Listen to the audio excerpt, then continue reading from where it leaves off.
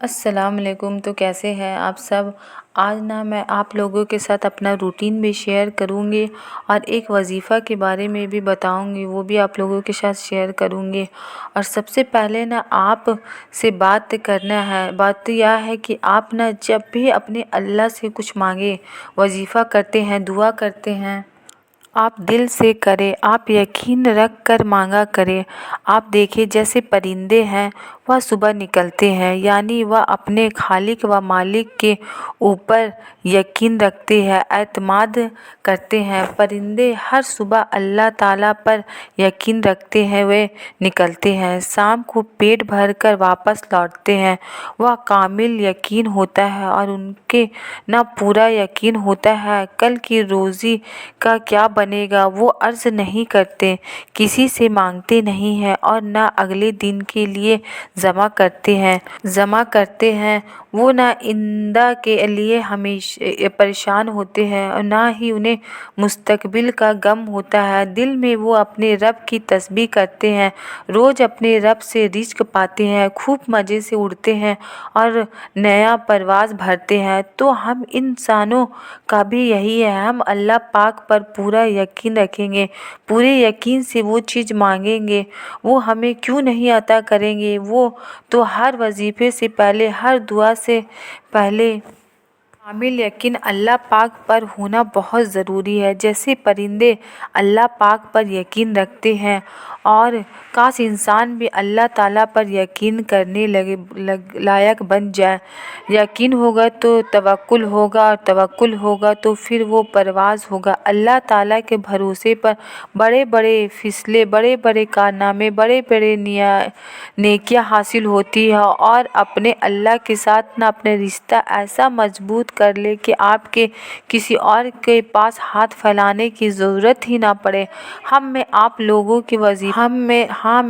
لوگوں کے وظیفہ بتاؤں گی تو میں یہ باتیں اس لیے کہہ رہی ہوں کیونکہ اگر آپ لوگوں کو یقین رکھ کر مانگیں گے، ظاہر سی بات ہے اللہ پاک پر سب کو یقین ہے، لیکن اگر آپ جب دعا مانگیں گے، آپ کو دل میں یہ شک نہیں ہونا چاہیے کہ میرا کام نہیں ہوگا، پتہ نہیں ہوگا یا نہیں ہوگا۔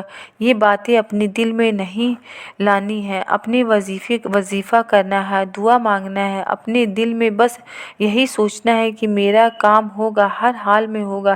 میں اللہ تعالیٰ سے مانگ رہی ہوں تو ظاہر سی بات ہے آپ اپنے اللہ کے آگے ہاتھ پھیلا رہے ہیں، اس سے مانگ رہے ہیں، تو وہ 70 ماؤں سے زیادہ پیار کرنے والا ہے۔ آپ جب ان سے مانگیں گے تو وہ کیسے آپ کی دعا رد کر دیں گے، کیسے آپ کی دعا نہیں سنیں گے۔ تو آپ نے کیا کرنا ہے؟ سب سے پہلے آپ نے نماز پڑھنی ہے، آپ اللہ سے دعا کریں ہر نماز کے بعد، اور استغفراللہ بہت ضروری، استغفار ہمیشہ کرنی ہے، درود شریف پڑھنی ہے۔ تو وظیفہ یہ ہے، نماز عشاء کے بعد اپنے دعا کرنی ہے، 12 دفعہ درود شریف 1200 دفعہ پڑھنا ہے، یا بدی العذاب بالخیر یا بدی۔ تو میں آپ لوگوں کو ایک بار اور بتا دیتی، 12 دفعہ درود شریف پڑھنا ہے، پھر 1200 دفعہ پڑھنا ہے، یا بدی العذاب بالخیر یا بدی، یا اپنے 1200 دفعہ پڑھنا ہے۔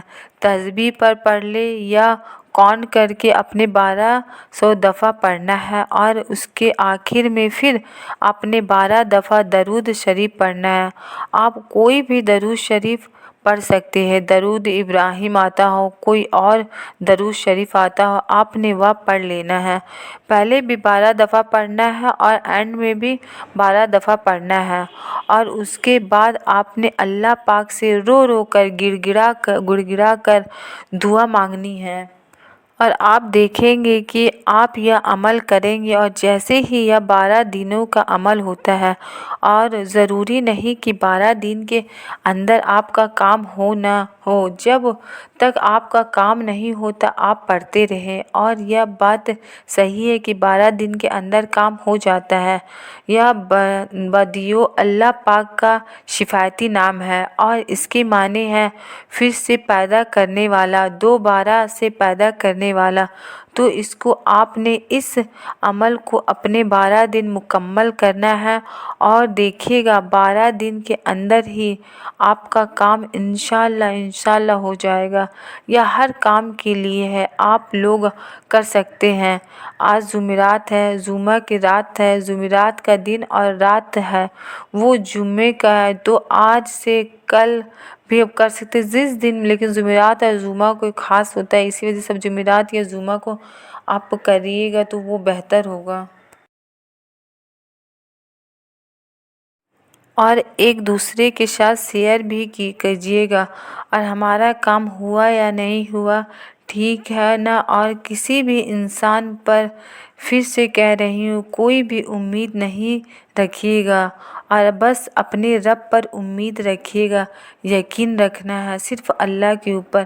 اللہ کے علاوہ اس دنیا میں کوئی کسی کا نہیں دیتا ہے نہ کچھ کرتا ہے، تو آپ صرف یہ وظیفہ کیجیے گا۔ آپ کو کوئی بھی تمنا ہو وہ انشاءاللہ پورا ہو جاتا ہے، کیونکہ یہ میرا آزمایا ہوا ہے۔ تو پھر ملیں گے دوسری ویڈیو میں، تب تک رکھیے خوب سارا خیال۔ اللہ حافظ۔